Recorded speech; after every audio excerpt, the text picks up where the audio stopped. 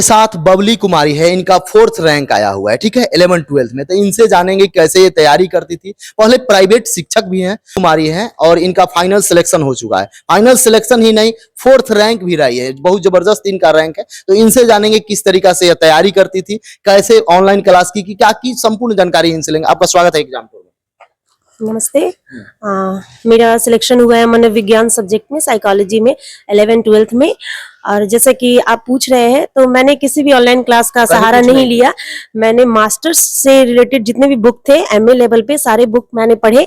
और ऐसा मैं नेट का भी प्रिपरेशन कर रही हूँ। तो उस दरमियान ये जब फॉर्म आया बीपीएससी का तो मुझे लगा कि नहीं, अगर मैं और थोड़ा तैयारी करती हूँ तो शायद इसमें अच्छा हो जाएगा मेरे लिए। नेट का जब आप तैयारी करती थी उसमें क्या करती थी, कैसे पढ़ती थी? उसमें मैं प्रीवियस ईयर के क्वेश्चंस को मैं देखती थी और उन क्वेश्चंस के जितने भी ऑप्शन होते थे उस ऑप्शन से मैं क्वेश्चन बनाती थी और उसको मतलब क्रिएट करती थी कि कैसे कहाँ से क्वेश्चन पूछा जाए, क्योंकि बहुत एक्सप्लोर करना पड़ता था, क्योंकि बहुत नेट बहुत वास्ट में आता है। तो इस तरह से मैंने तैयारी की और बुक भी पढ़े। जितना भी साइकोलॉजी की बुक मास्टर डिग्री में अवेलेबल कराए गए थे सारे बुक मैंने फिर से पढ़े और इस तरह से मैंने तैयारी की। मैं स्कूल भी जाती हूँ, डीएवी पब्लिक स्कूल में मैं पढ़ाती हूँ।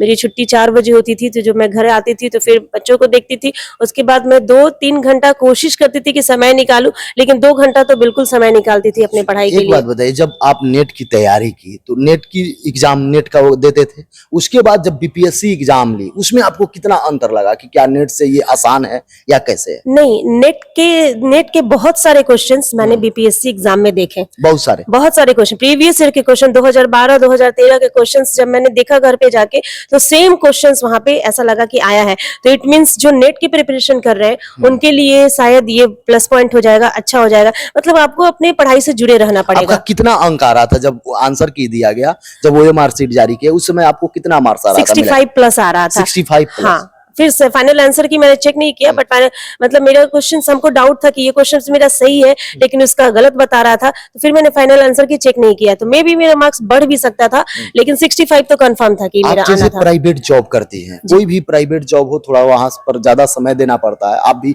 वह जब बच्चे का एग्जाम होता होगा, कॉपी चेक करती हूँ, बहुत सारा काम करती हूँ, उस दौरान तैयारी करना आप कैसे समय को मैनेज करती थी? बहुत मुश्किल था लेकिन इम्पॉसिबल भी नहीं था। मैंने ठान लिया था विल पावर स्ट्रांग जिसकी रहेगी वो जरूर करेगा। तो मैंने ये सोचा कि नहीं, ये तो मुझे करना ही है, क्योंकि मेरे पास लास्ट चांस था। जैसे कि मैंने 2011 में ही स्टेट क्लियर किया है, तो 2011 में स्टेट क्लियर करने के बाद बहुत सारे आए अपॉर्चुनिटी, लेकिन मैं उसका लाभ नहीं उठा पाई क्योंकि मैंने बीएड लेट से किया था। तो इस दरमियान मुझे बहुत परेशानी का सामना करना पड़ा। तो इतने स्ट्रगल के बाद फाइनली मेरा सिलेक्शन हुआ है। उस दरमियान मैंने बहुत प्रयास किया, बहुत कोशिश किया, बहुत मेहनत की कि नहीं, ये एग्जाम तो मुझे क्रैक करना ही है एनी हाउ, क्योंकि फिर दोबारा मौका मिलना मुश्किल है। इसलिए रिवीजन के लिए बहुत बच्चे ऐसे होते हैं जो पढ़ते हैं भूल जाते हैं या पढ़ के जाएंगे उनको याद नहीं रहता है जब सेट वगैरह देते हैं। क्योंकि एग्जाम से पहले कॉम्पिटिटिव एग्जाम कोई भी दिया जाता है तो उसमें समय मैनेज करना बहुत महत्वपूर्ण होता है। आप समय एग्जाम के दौरान कैसे मैनेज करती थी? एग्जाम के दौरान यानी एग्जाम जब दे रहे हैं तब, जब एग्जाम के दौरान तो समय मैनेज करना, जैसे कि जो सब मुझे आ रहा है, जो क्वेश्चंस मुझे आ रहा है, मुझे पता है कि इसमें मेरा एकदम कंफर्म है, मैं उसको देती गई। जिसपे मुझे डाउट था उसमें मुझे मैं उन क्वेश्चंस को मतलब स्टैंड कर देती थी कि मैं बाद में देखूंगी, और उसको मैं राउंड करके छोड़ देती थी कि उसको मैं बाद में देखूंगी। फिर मैंने जो आता था मैं बना लेती थी। उसके बाद जो बचे हुए क्वेश्चंस होते थे उस पे मैं थोड़ा सा कॉन्सेप्चुअली सोचती थी कि शायद इसका ये होगा, तो फिर सोचती थी तो वो आ जाता था, क्योंकि मेरा पढ़ा हुआ था, बस माइंड से थोड़ा सा निकल गया था। फिर धीरे धीरे वो क्वेश्चंस याद आ जाते थे तो फिर मैं तब उसका आंसर देती थी। कुछ क्वेश्चंस में डाउट भी थे, बट मैंने किया कि मे भी सही हो जाए, तो इस तरह से मैंने किया। शुरू में आप एनसीईआरटी पढ़ी हैं? जी हाँ, एनसीईआरटी भी पढ़ा और मास्टर्स लेवल की जो बुक थी सारे पढ़े। वो सिर्फ एनसीईआरटी का ही पार्ट है, सब एक्सटेंड कर दिया गया है। तो बस मैं यही कहूंगी कि मास्टर्स की डिग्री जिसके पास है वो ही स्टेट में बैठेंगे, और वो मास्टर्स लेवल की जितनी भी पढ़ाई होती है वो सारे अगर वो फॉलो करते हैं तो डेफिनेटली उनका निकल जाएगा।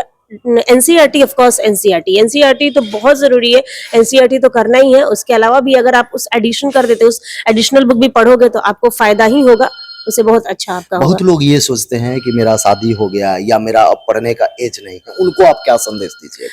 नहीं, जैसे कि मैंने बताया आपको कि जब आप इच्छा शक्ति आपकी मजबूत होती है तो आप कुछ भी करो।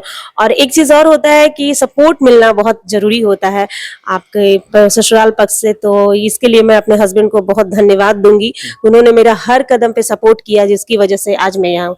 मैंने पीएचडी की भी उपाधि भी हासिल की है। पीएचडी भी आपकी जी है? हाँ, मैं पीएचडी भी की हूँ, बस उन्हीं की मतलब सपोर्ट से और परिवार वालों की भी सपोर्ट से, क्योंकि वो बच्चों को देखते थे जब मैं जाती थी स्कूल, तो बच्चों को देखते, पढ़ाई के लिए भी मुझे प्रॉपर समय मिलता था। मैं किचन में भी बैठ करके सब्जी बनाते रहती थी और मैं पढ़ाई करते रहती थी हेडफोन लगा करके।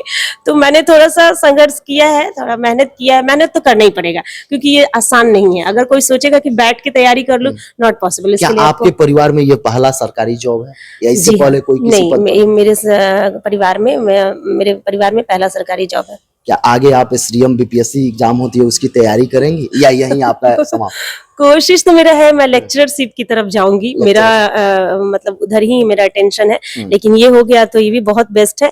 और मैं आगे कोशिश करूंगी कि मैं लेक्चरशिप तैयारी करूँ, लेक्चर। अंतिम प्रश्न आपसे ये है, चूंकि आप पीएचडी भी हैं, नेट जीआरएफ की तैयारी भी किए हैं, क्या उन सारे तैयारी जो आपकी है बच्चे को लाभ मिलेगा जिस विद्यालय में आप जाएं, जिस महाविद्यालय जी में हाँ, जाएं? बिल्कुल। मैं प्राइवेट स्कूल में जॉब करती हूँ, तो वहाँ तो मैं अपना बेस्ट देती हूँ और यहाँ भी मैं पूरे प्रयास करूँगी कि मैं अपने बच्चों को बेस्ट दूँ। मैं अपने जितना भी मुझे आता है, जितना भी स्किल्स मैं उन पे अप्लाई कर सकती हूँ, सारे स्किल्स अप्लाई करूँगी, उनको अपना बेस्ट दूँगी। ताकि देख मुझे सकते हैं मेरे साथ बबली कुमारी थी, इनका 4th रैंक आया है और इनके तैयारी भी आप देख लें किस तरीका से इनके पास डिग्री डिप्लोमा है। आप भी यदि इंटरव्यू देना चाहते हैं, कोई फर्स्ट रैंक हो या कोई भी रैंक हो, आप अपना सुझाव देना चाहते हैं, अभ्यर्थी को बताना चाहते हैं, तो आप एग्जाम टूर पर कमेंट कीजिएगा या डिस्क्रिप्शन में जो नंबर है उस पर आप संपर्क कर सकते हैं।